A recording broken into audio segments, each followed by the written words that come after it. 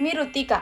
आमच्या कोर्टामध्ये आज महिलांसाठी स्पेशल लंच अरेंज केला होता. कोणी केला होता, का होता हे आय डोंट नो. बट आम्हाला आवर्जून सांगितलं होतं की तुम्ही टिफिन आणू नका, तुम्हाला दुपारचं जेवण हे कोर्टामध्ये मिळून जाईल. पण मी अशी पर्सनॅलिटी आहे की मला बाहेरचं फ्री फंडचं खायला तुम्ही आवर्जून बोलवलात तर मी किती प्रमाणात ते आपल्याला इग्नोर करता येईल तेवढ्या प्रमाणात मी ते इग्नोर करण्याचा प्रयत्न करते. अशीच आहे माझी पर्सनॅलिटी. त्याच्यामुळेच मी घरी गपचूप डबा बनवला होता. एक चपाती आणि थोडासा अंड्याचं वेगळा असा ॲटम ट्राय केला होता आणि तो टिफिनमध्ये नेला होता. आणि उद्धट वाटायला नको म्हणून तिथलंसुद्धा खाणार होते.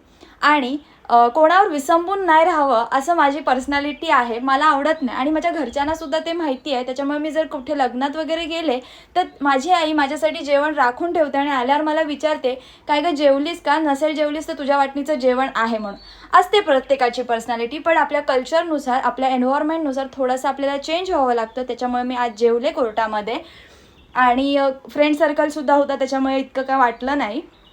आणि त्यानंतर मग कामं तर असतातच कोर्टामध्ये. आणि आज तर म्हणजे आज माझी परीक्षा दिवस होता.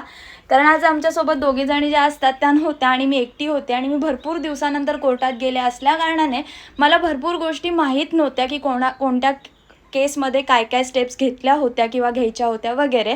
आणि असं होतं की सिनियर एका वेळेस एक केस हँडल करायला देतात आणि एका वेळेस दुसरी देतात. त्याच्यामुळे त्या केसमध्ये अगोदरच्या माणसांनी काय केलं हे कधी कळतच नाही.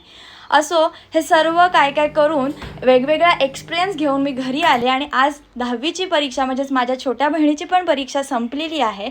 सो मी तिच्यावर एक छोटीशी रील बनवली होती, कारण ती तशीच वागते त्याच्यामुळे. सो ती तुम्ही बघितली नसेल तर नक्की बघा. आणि इथे मला माझ्या दादाने लॉक करून ठेवलं होतं आणि त्याला वाटत होतं की मी आता दार ठोठवाईन वगैरे, पण मी काहीच रिस्पॉन्स केला नाही. आणि जसं त्याने माझ्या कॅमेरा हातात बघितला तसं त्याने तिथून पळ काढलेला आहे. आणि ही मोठी भावा बहिणीची मस्ती तर चालूच राहते आणि तेव्हाच तर मजा येते ना लाईफला. सो तुमच्या पण असे भावंडं आहेत का जे असे मस्ती करतात आणि दुसऱ्या क्षणाला ती मस्ती विसरून राग विसरून एकत्र बोलतात का? कमेंट करून नक्की सांगा. आणि असा माझा दिवस मी एंड केला. Thanks for watching. भेटूया उद्याच्या व्लॉगमध्ये.